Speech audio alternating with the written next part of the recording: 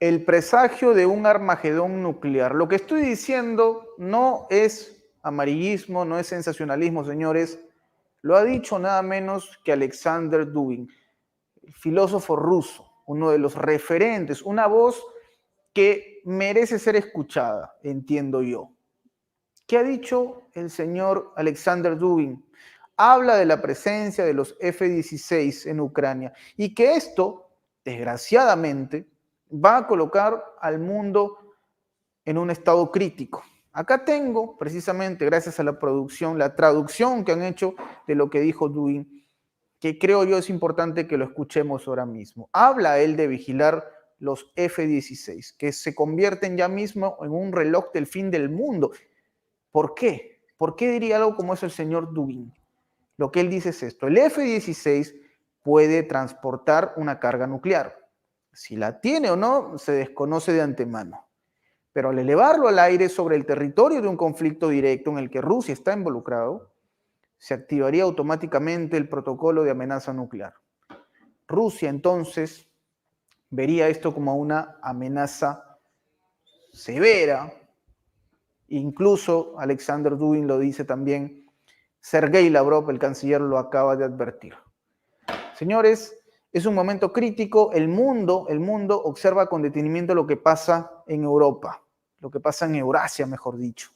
Rusia entonces, o en Rusia se habla ya de este momento, y también hay información vinculada a un intercambio de prisioneros que es importantísimo tocarlo, porque para el señor Donald Trump, este hecho reciente que involucra a Estados Unidos y a Rusia no hace más que empoderar la imagen de Vladimir Putin. Vamos a hablar de este y otros asuntos porque sí, el público nos pedía que hablemos de estos hechos que están ocurriendo ahora mismo y que son importantísimos para, por supuesto, el futuro de la humanidad. Hablar de guerra, señores, nos implica a todos.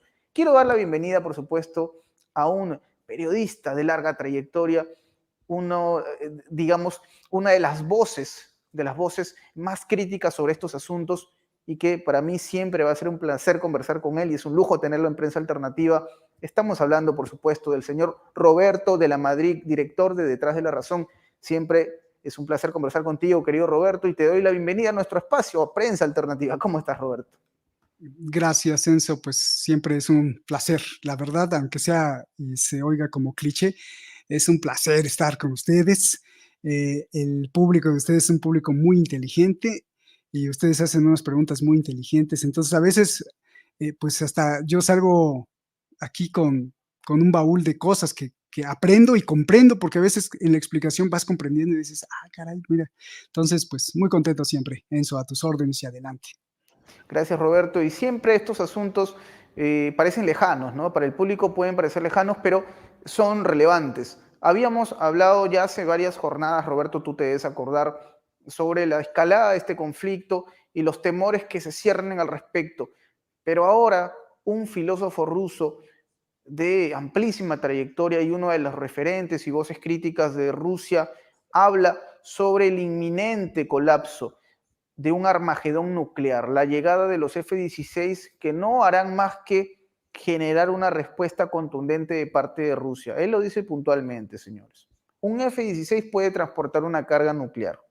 Desde esa mirada, Rusia podría activar su protocolo de amenaza nuclear. No olvidemos que en la Duma estatal rusa hace algunas semanas se debatía esta posibilidad, que el protocolo de amenaza nuclear tenga una respuesta más inmediata. Señores, es un momento complicado. Ya hay una fase 3 de ejercicios de armas nucleares de parte de Rusia, que incluso se divulgó. Hay imágenes que hablan de esta realidad. Roberto, la llegada de los F-16 llevan entonces a la guerra a un nivel bastante complejo. ¿Tú crees que es más propaganda de parte de Occidente, que no hay una amenaza latente como tal? ¿Qué mirada tienes, Roberto, sobre este momento que se vive en el conflicto ahora mismo?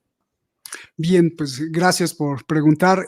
Tres puntos, bueno, más bien tres eh, horizontes para analizar esta noticia. Como siempre tratamos de hacerlo aquí en Prensa Alternativa, el canal de ustedes.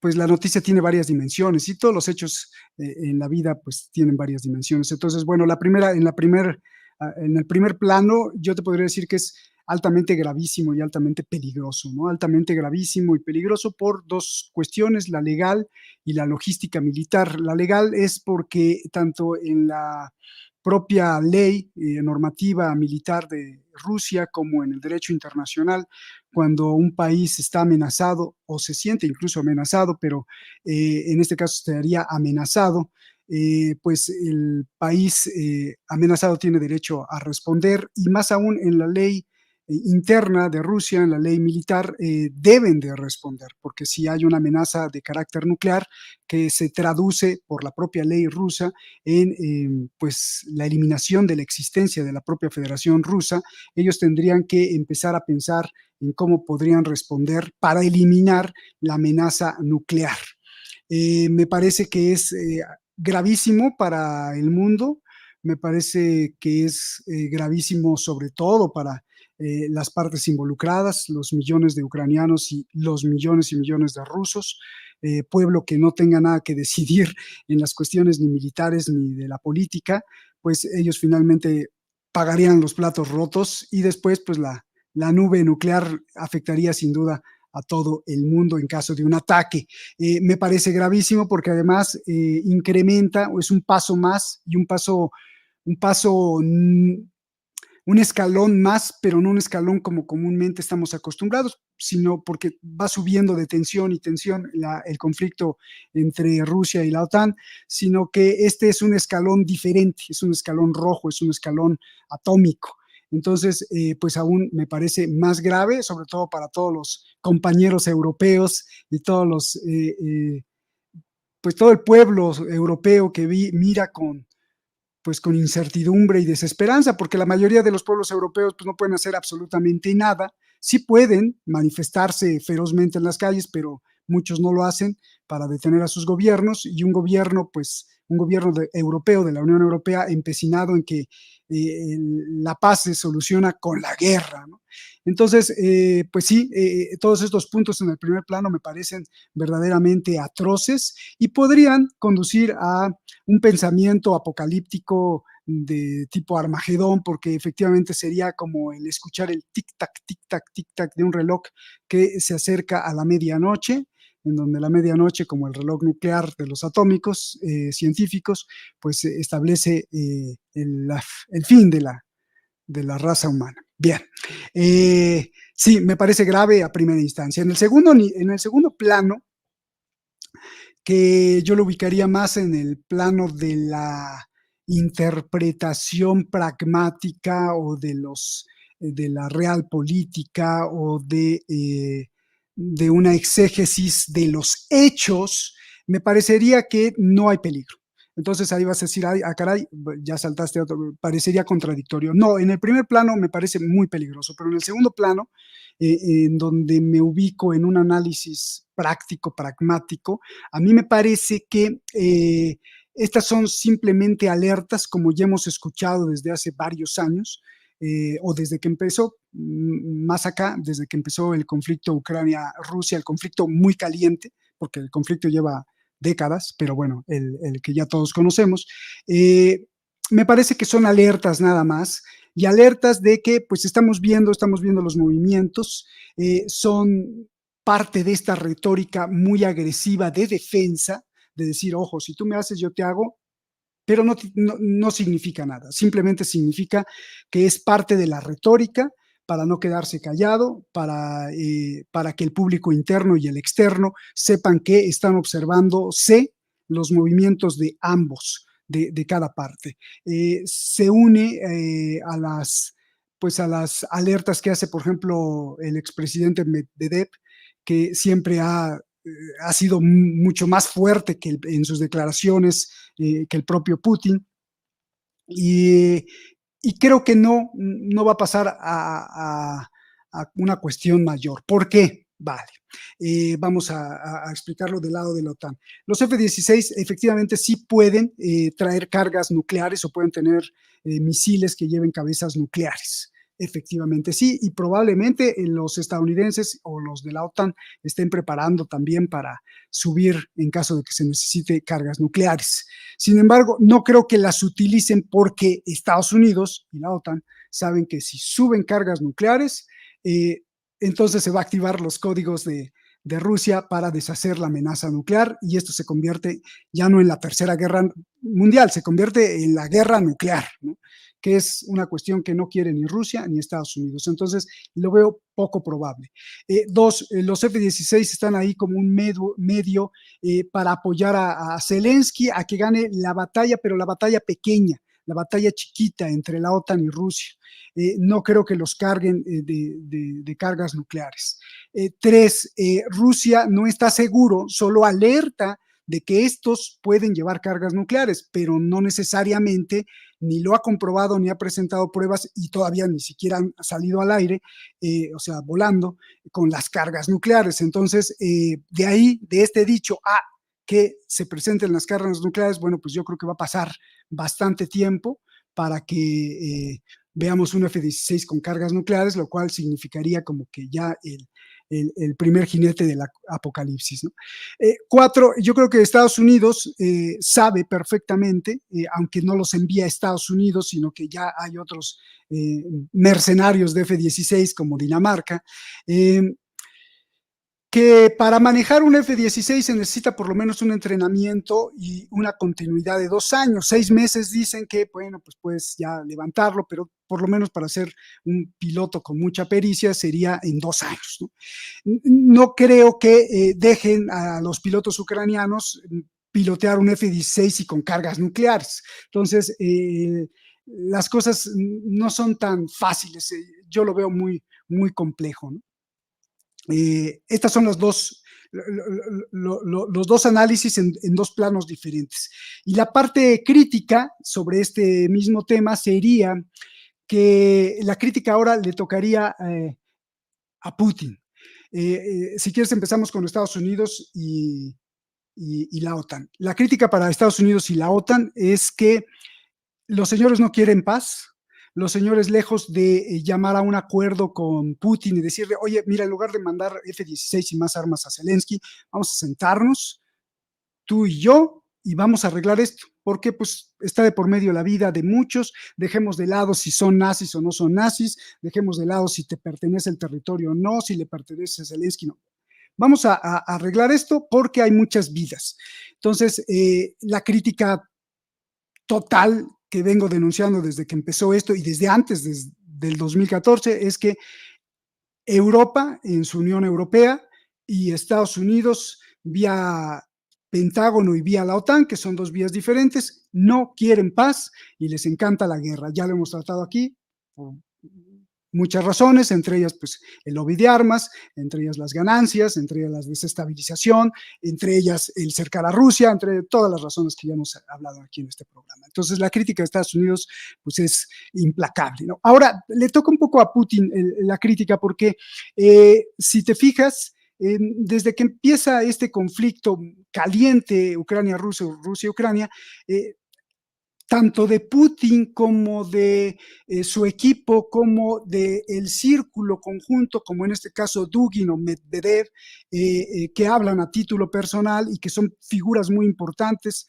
De hecho, pues se dice que Dugin es el ideólogo, el que le dicta al oído la filosofía, la estructura académica de los pensamientos de la Gran Rusia o de la Federación Rusa a Putin, que es Dugin. Creo que tanto el círculo cercano como su propio equipo solo se la han pasado con una retórica y no han hecho nada implacable y han permitido que los hipócritas de la OTAN y los hipócritas de Estados Unidos hayan ido avanzando poquito a poquito en cosas que no se deberían de permitir. Primero, ellos dijeron que se tomaría como un acto de guerra, que se tomaría como un insulto, que podrían responder inmediatamente. Si te acuerdas desde el principio, el envío de armas cuando se barajaba el envío de armas a Zelensky. Bueno, pues se le envió armas a Zelensky. Bueno, ahora vamos a enviarle los no sé qué o los tanques, ¿no? Esto significa que es un acto y es y vamos a incluso a ir al lugar de los proveedores y los podríamos atacar, pero no pasa nada. Y entonces ahora ya vemos que van a llegar los F-16 y lo único que está pasando es que se alarga el conflicto. Con todo lo que le ha dado Estados Unidos y la OTAN a Ucrania, lo único que ha provocado es que ni gane Ucrania ni gane Rusia, sino que se alargue la sangre. Y me parece que la retórica que ha aplicado Rusia le falta acción en el campo de batalla, le falta realizarse. Ese sueño retórico le falta ser de carne y hueso y decirle no. Si nosotros dijimos que no permitiríamos que llegaran esas armas, pues lo vamos a cumplir. Si nosotros dijimos que no permitiríamos que llegaran los F-16, lo vamos a cumplir. Sin embargo, pasa el tiempo y bueno, pues le dan un paso más, le dan un paso más. Sé que pues tampoco pueden ser tan implacables y destruir los F-16 antes de que salgan, porque entonces sería ya un ataque directo a la OTAN y entonces pues entrarían en conflicto. Sin embargo, creo que Rusia debería de cumplir un poco más esas palabras que dice. Habría defensores de Rusia que dicen, no, Roberto, pues es que como le pides eso, eso implicaría de lleno entrar a la Tercera Guerra Mundial. Sí, pero desafortunadamente Biden y compañía, aliados de Estados Unidos, no entienden, sino es que con algo más fuerte. Ese es mi análisis de esto, Enzo. Claro que sí, Roberto. Y acá es donde yo quisiera entrar a un punto. A ver, poniéndonos un poco del lado de Vladimir Putin, que entiendo, ahora mismo yo pensaría, ¿no?, que debe ser muy complicado estar en su pellejo. Hay que reconocer lo complicado que ahora mismo se ha vuelto la realidad del contexto del conflicto. Pero tal vez vemos en Putin a alguien que intenta frenar la escalada. O sea, considerando los elementos que tú pones sobre la mesa, Roberto, ¿no? Y considerando también que del lado de Estados Unidos el mensaje sigue siendo incendiario. Vamos, Donald Trump es quizás la opción que se propone como capaz de frenar la guerra, capaz de al menos desviar la atención de Estados Unidos de Ucrania hacia otro frente, ¿no? Que eso desde luego llevaría a que el conflicto pueda resolverse de repente, entre comillas, digo, porque seguramente seguirá habiendo un conflicto en Europa. Pero ¿no será que este Putin está haciendo o está cumpliendo con esta necesidad también de generar ya un freno definitivo? Porque claro, tú mencionabas, por ejemplo, a otros personajes que han sido más ácidos en su retórica, como Dmitry Medvedev. Y yo no sé ahora mismo si es que el gobierno ruso estuviese al mando de Medvedev, esto escalaría. No lo sabemos, eso es algo ambiguo, no podemos decirlo. Pero considerando el rol que cumple Vladimir Putin, es que tenemos a un mandatario que está haciendo hasta lo imposible por frenar esta escalada. Yo le agregaría un punto más. Sí, definitivamente lo que dices, coincido, Enzo, pero además no solo frenar la escalada, sino frenar la escalada interna. Es cada día más una presión total contra Vladimir Putin del círculo duro, tanto de militares como de ultranacionalistas, empresarios que apoyan a Putin y que lo han apoyado, pero que ahora le exigen que sea totalmente implacable y que castigue con severidad. Entonces tiene creo que dos frentes muy importantes y que significan Armagedón, guerra.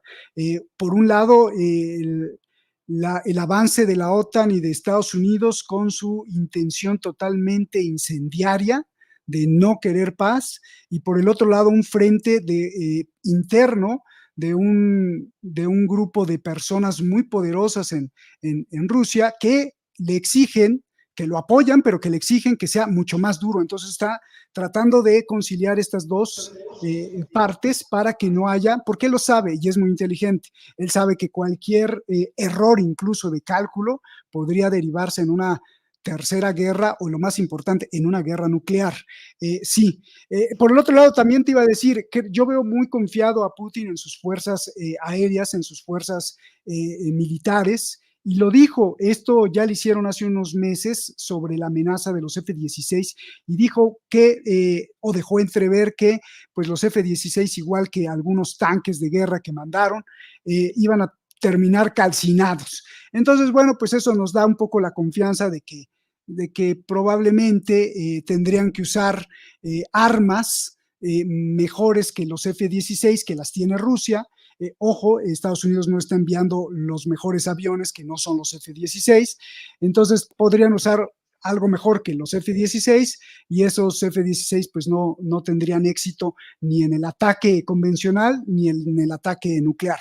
Así que pues también habría que leer esas palabras de Putin de que no nos preocupemos porque ellos tienen pues su as siempre bajo la manga, esta Claro. capacidad técnica y de estrategia militar que va pues muy de vanguardia y que podría frenar la intención de los F-16. Yo lo que más veo es que esto solo alarga el conflicto, más muertes de seres humanos. ¿Por qué? Porque ni le dan la estocada final a Zelensky, ni permiten que Rusia gane, ni mucho menos que Ucrania gane, ¿no?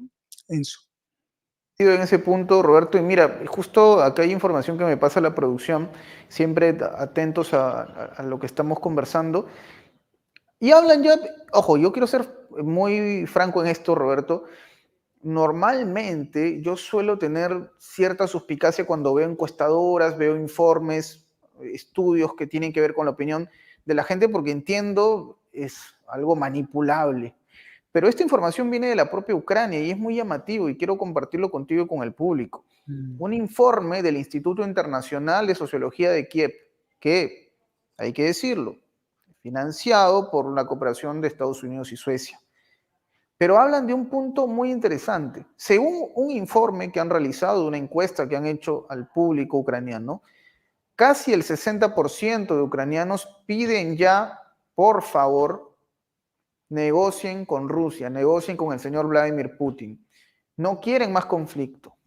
No quieren más conflicto. Esta información, insisto, es una encuesta, hay que tomarlo con pinzas porque sabemos que los números son maniobrables. Tú sabes esto mucho mejor que yo, seguramente, que es una práctica que se puede ejecutar.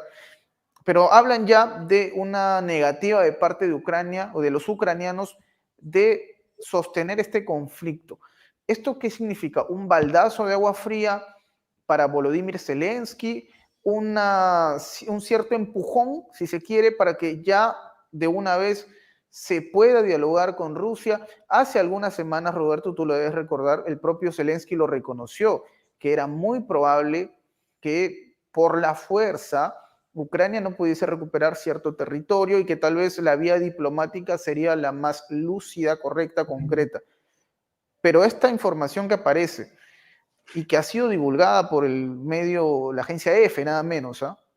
Nos habla ya de un descontento y nos habla también de una fragilidad de la sociedad ucraniana respecto al conflicto. Porque claro, lo que busca Ucrania es seguir enrolando civiles para que vayan a combatir. Pero con estos números, lo que te demuestra es que lo último que quieren ellos es portar un arma o un rifle y salir a batallar, ¿no? Que lo que les importa ahora más que nunca, por encima del sueño de la OTAN y de Occidente, es paz. ¿Qué mirada tienes sobre esto, Roberto? Pues que ya lo habíamos hablado en tu programa hace algunos programas, que dijimos, uno, que la mayoría de los seres humanos en la Tierra no quiere guerra. La mayoría de los seres humanos en cualquier sociedad, en cualquier pueblo, en cualquier país, no quiere guerra. No quiere guerra porque lo único que quiere es abrazar a su familia y si no tiene familia, pues abrazar a sus seres queridos, sus amigos, ganar algo de dinero para por lo menos comer bien, distraerse, tener entretenimiento, poder dejar algo para sus hijos o poder alcanzar algo de su desarrollo personal, como ser músico, tener una casa, comprarse un coche, lo que sea, tanto de nivel superficial como de nivel profundo espiritual. Eso es lo que quiere la mayoría de la gente, no quiere guerra. Entonces, y la sociedad ucraniana tampoco es la excepción. Si bien hay nacionalismos terribles y hay gente con un pensamiento nazi totalmente, pues la mayoría aún así no quiere guerra, o sea, no quiere guerra porque sabe que la guerra, y más esos países, significa la pérdida de la libertad total, la pérdida de las garantías individuales, la pérdida de familiares, la inestabilidad terrible psicológica que son sometidos los ciudadanos y además los propios niños. Entonces, creo que esto va de acuerdo a más o menos lo que hemos dicho. No creo que mienta ese estudio.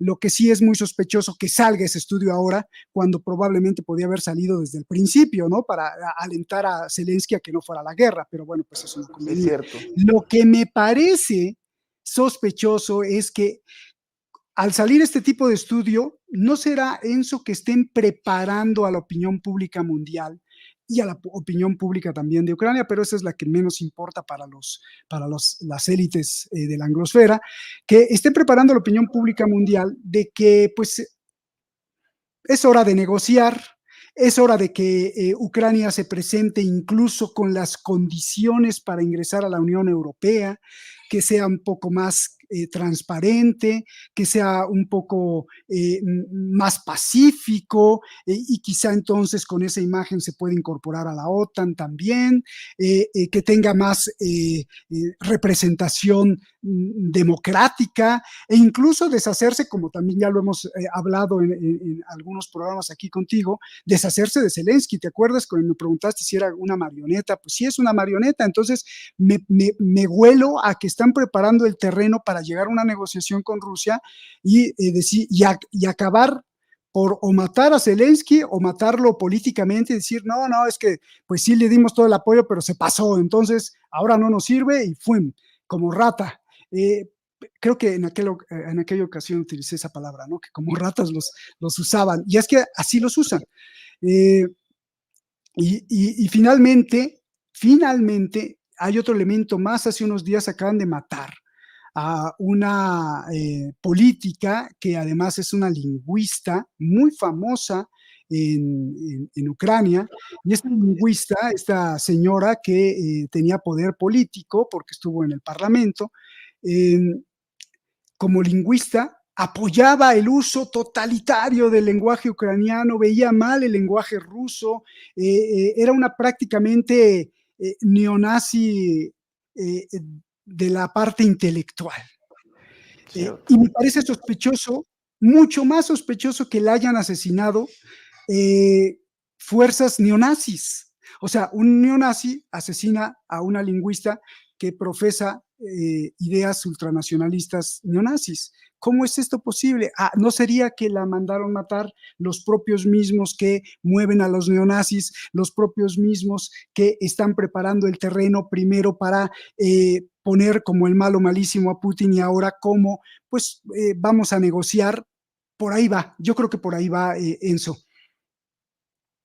Y esto que mencionaste sobre, y creo que profundizaremos en esto también porque, claro, no descartemos esta opción, una Ucrania ya establecida post-conflicto, no sabemos, podría ser miembro de la OTAN tal vez, Primero la ¿no? negociación, primero Primero la la negociación. negociación, primero Claro, la entonces negociación. Entonces, probablemente estén preparando el terreno de la negociación. Y mira sí, qué bonito suena que el plan de J.D. Vance y Donald Trump para la conciliación y paz en Ucrania es, por ahí va, ceder los territorios que Rusia ya tiene en su poder, llegar a una negociación de paz en el sentido de que Trump no quiere darle ni un dólar a Zelensky de armas, protección siempre y cuando cumplan con ciertos requisitos, como es la preponderancia de negocios con Estados Unidos. O sea,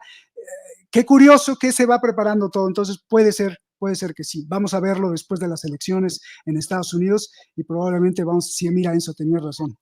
así es, y las elecciones van a estar muy candentes por cosas que ya se han ido poniendo sobre la mesa, Roberto, ¿ah? Pero hablabas de elecciones, hablabas de Vance, y no podemos dejar de hablar de Trump.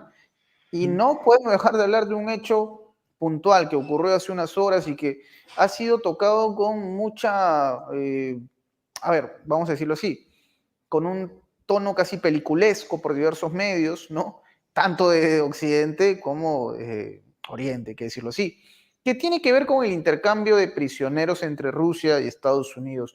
Dicen el mayor canje en cuanto a números desde la era postsoviética.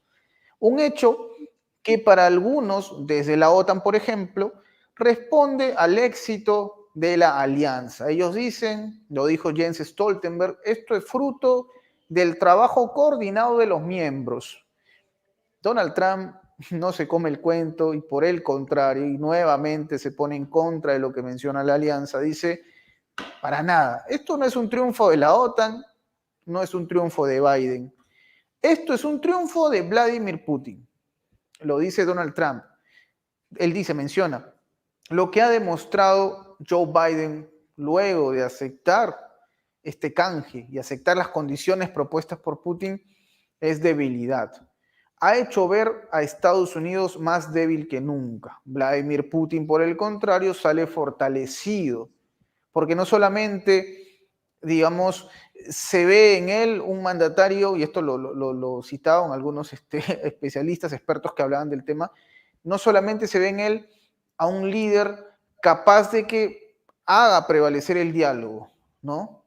Sino también a una persona que no se deja someter por Estados Unidos. Para Trump ha sido un error garrafal la decisión tomada por la administración Biden, el acceder a este canje de prisioneros. Y él dice, ha hecho ver a Putin mucho más fuerte de lo que ya se ve hasta el momento. Hace poco también, tú recordarás, Roberto, Trump le dijo a Volodymyr Zelensky en un tono muy escueto, ten cuidado con Rusia, no te olvides que han sido ellos los que eliminaron y acabaron con la guerra y acabaron con Adolf, ¿no? Adolf, ya sabemos quién, el de los bigotes. Entonces, Trump empieza a hacer mucho eco de esto. Habla de una victoria de Putin. ¿Qué mirada tienes, Roberto, sobre estos acontecimientos? Se habla del canje de prisioneros. ¿Quién sale ganando aquí? ¿Hay mucha propaganda de por medio? ¿Cómo lo ves tú? Bueno, pues siempre todo el mundo podría tener razón, ¿no? Claro que si le damos la razón a Trump, que estaría bien también, pues el abusivo de un convenio y de un trato justo, pues sería Putin, porque entonces no fue justo el trato. No, yo creo que va mucho más allá de cualquier cosa de estas. Mira, vamos a analizarlo en esta ocasión en tres niveles.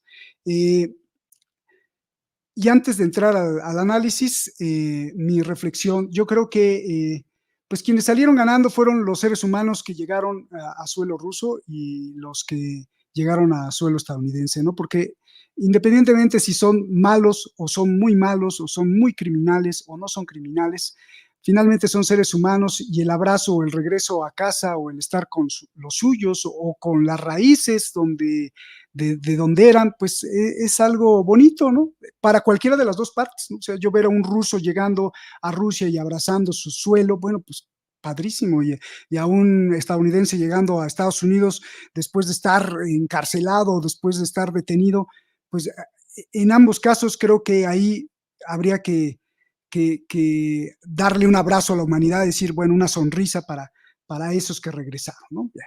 Independientemente si son culpables o no, bueno, pues eso no nos toca a nosotros porque no somos jueces penales. Bien. Pasando eso, sí, son tres cosas o tres planos para el análisis. El primero es electoral. Entonces, creo que del lado de Biden estaba cocinando esto y justamente le sirve algo un poco así como lo que pasó como el principal narco del mundo la semana pasada, que fue capturado, el Mayo Zambada.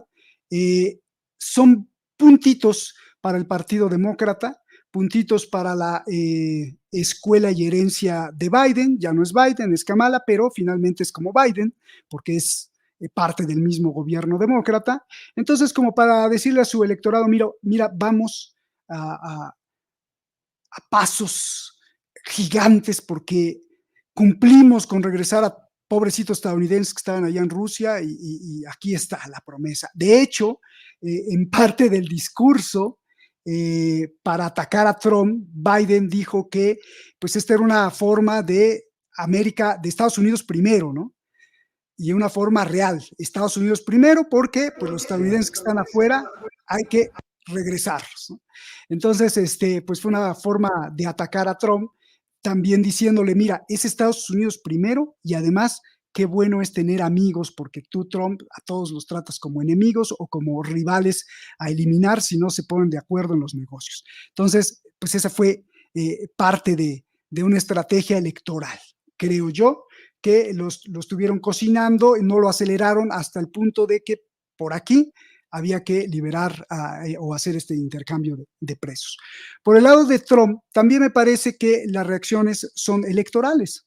El hacer o el manifestar que Putin es el malvado, el abusivo, que abusó de este convenio, que fue el que ganó en este trato que no fue justo para Estados Unidos, sino injusto para Estados Unidos, y fue una victoria para Vladimir Putin, pues me parece que es una estrategia más que todo electoral de decir, mira, no voten por Biden, no voten por su hija Kamala, su hija política, digamos, no voten por los demócratas, voten por mí porque yo sí sé hacer negocios.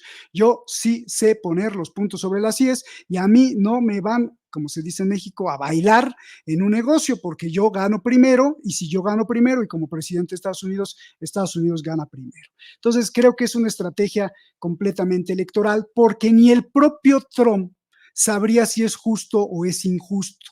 Habría que remontarnos a los años de negociaciones, esto no se fraguó en un mes, sino llevaban por lo menos 2 años, y habría que ver caso por caso, ¿no?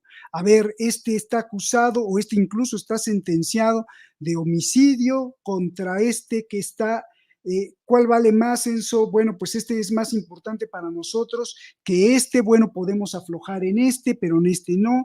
Entonces, habría que verlo caso por caso, a lo mejor uno como le dicen en Estados Unidos, un asset, pues este asset vale por 100, ¿no? Entonces, bueno, que nos liberen a este y ya le liberamos al que dicen que es un homicida, terrorista, traficante de armas. Habría que verlo caso por caso para poder decir qué tan justo o qué tan injusto es, y eso ni el propio Trump creo que lo sepa. Y si lo sabe, podría ser de una interpretación de alguien que estuvo cerca y que le dijo, en caso de que tuviera razón, oye, fueron injustos o justos. Entonces, por ahí creo que no va, creo que es una cuestión electoral.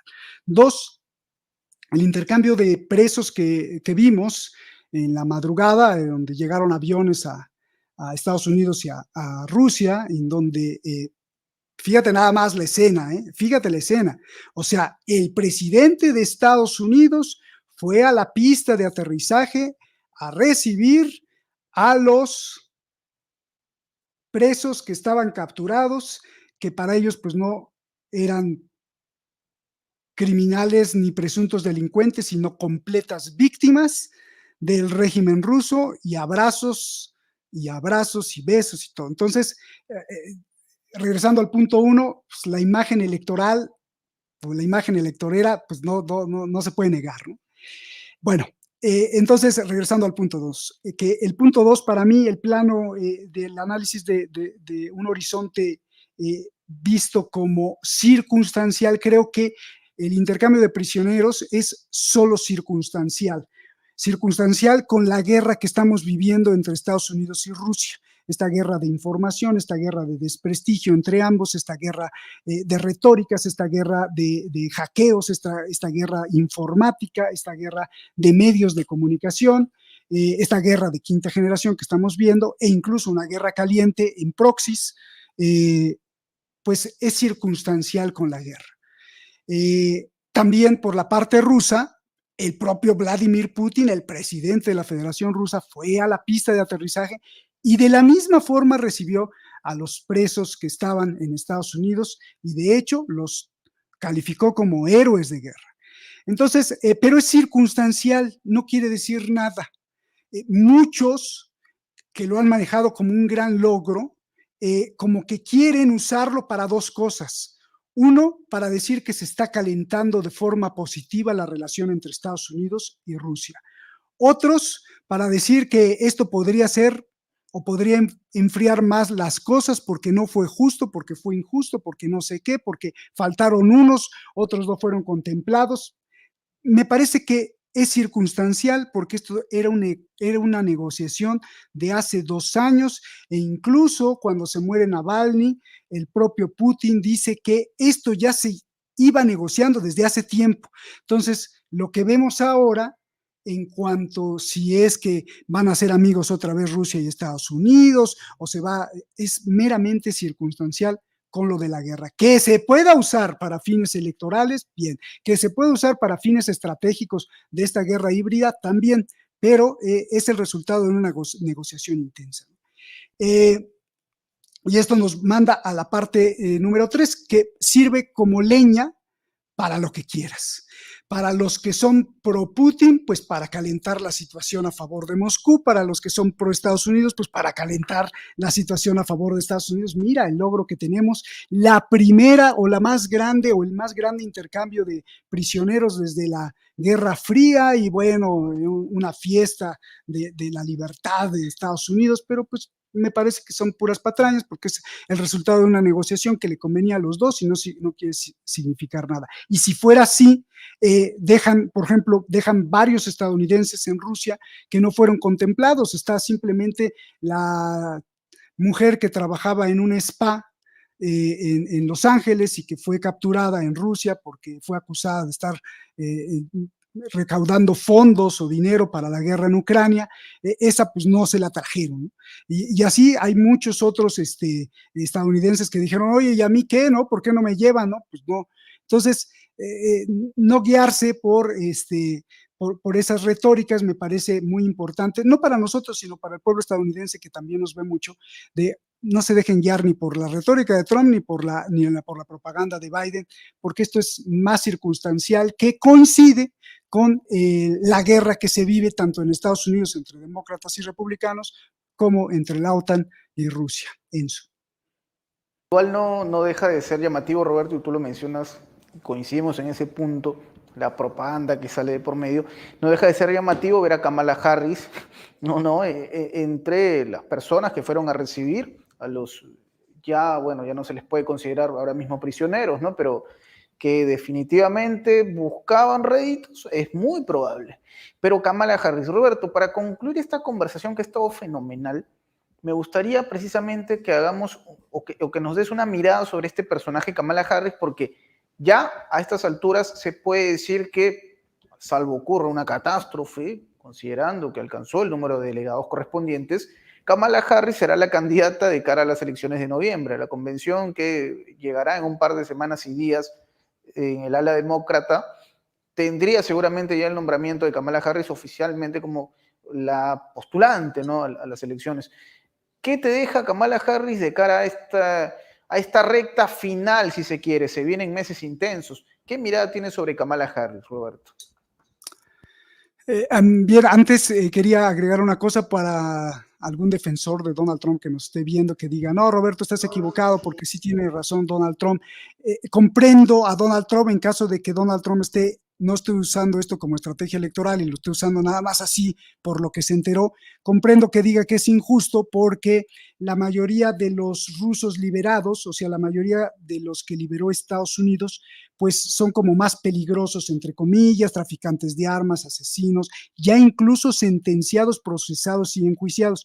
Y por la parte rusa, los estadounidenses u occidentales que liberaron no son, entre comillas, tan peligrosos y incluso ni siquiera estaban sentenciados ni juzgados, sino estaban como presuntos o ahí en carácter de prevención. Entiendo esa postura por si hay alguien que defienda a Trump, pero regresando al principio, habría que ver qué tanto valen como asset, como un recurso que, pues, si bien no está procesado, pero es un gran criminal porque es un super mega espía, o que es un gran terrorista, pues en realidad a lo mejor ni lo fue porque no traficó. Entonces habría que revisar caso por caso. Entendería a los pro-trumpistas que defiendan a Trump con ese argumento, pero el argumento es como muy simple, o en la primera capa de interpretación habría que ver más allá. Dicho esto, pues ahora sí vamos con Kamala. Kamala, yo creo que creo que te comenté esta anécdota. Uno de los presentadores de RT en Estados Unidos, Rick Sánchez, que seguramente lo conoces, me entrevistó a principios de año y me dijo que qué opinaba de Biden y Kamala Harris y su enfrentamiento electoral con Trump. Y había de hecho él citado a un periodista que decían que estaban por destituir a Biden para que entrara al relevo otro, pero que hasta el final lo iban a dejar. Me parece que por ahí, por ahí va el asunto. Yo dejé entrever que probablemente por los hechos hay un ala dentro de los demócratas que quieren que gane Donald Trump y que dejaron morir a Biden hasta el final con una imagen deplorable, decrépita de un pobre anciano que ya no sabe dónde está el baño siquiera, o si es Putin o Zelensky el que está en la sala, o no sabe qué. Lo dejaron morir de una forma tan fea en el sentido de un líder que tenga por lo menos una capacidad objetiva o de enfoque o que tenga agilidad mental. Bueno, lo dejaron morir y que iban a poner a alguien que no fuera tan poderoso o que no tenían y que lo sabían, que no tuviera tanto poder como para ganarle a Donald Trump.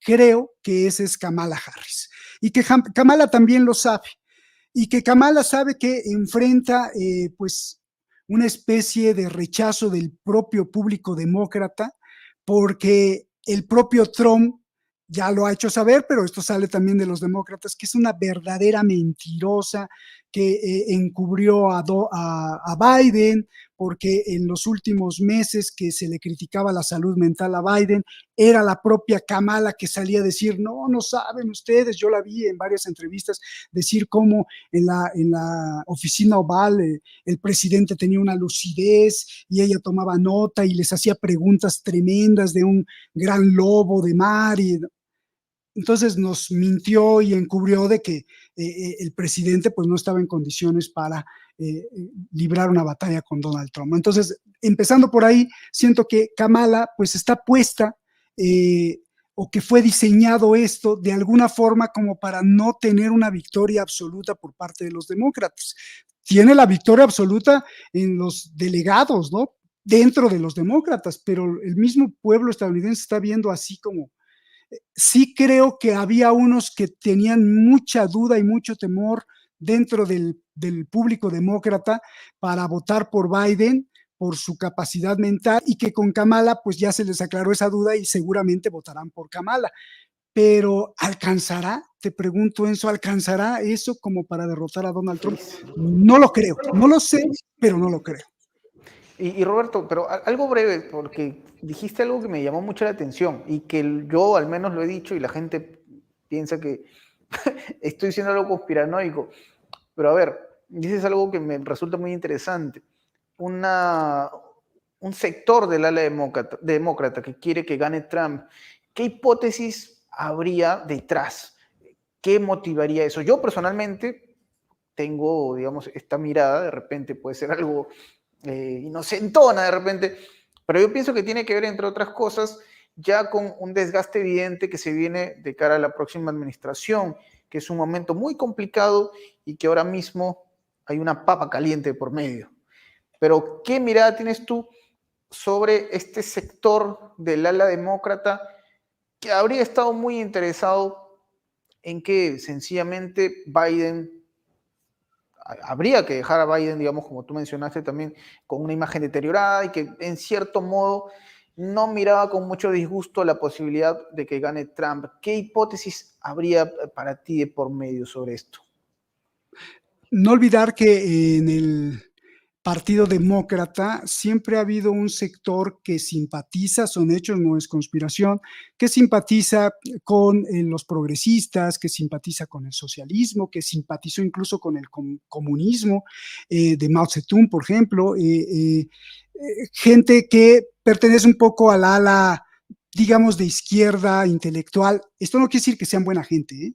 Que si bien simpatizan por esa vía es porque pues tienen sus propios intereses como para también aplicar la hegemonía de Estados Unidos, eso es otra cosa. Entonces me parece que esa gente se dio cuenta ya desde hace mucho tiempo que el aplastar a los demás vía sanciones, aplastar a los demás vía imposición de guerras injustas o golpes de Estado o de injerencia en desestabilizar, ya no funciona.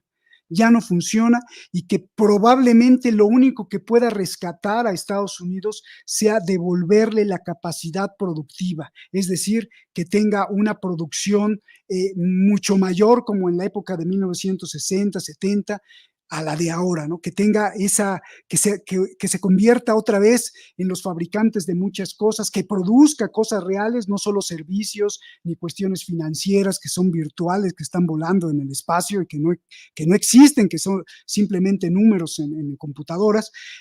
Me pareció que se han dado cuenta que el otro modelo ya no va a servir para rescatar a Estados Unidos y ya no va a servir para conservar el poder, entonces que probablemente le apuesten por eso. Sería mi hipótesis, habría que demostrarla y habría que convertirse en James Bond e ir a molestar a los del Pentágono y a la CIA que no nos van a dejar. Lo que sí podemos hacer es un análisis honesto con las limitaciones que estamos mencionando. Bueno, no lo sabemos a ciencia cierta, pero por hipótesis creo que podría ser muy plausible que esta gente se haya dado cuenta que ese modelo ya no funciona. Ok, es una mirada bastante válida e interesante, Roberto.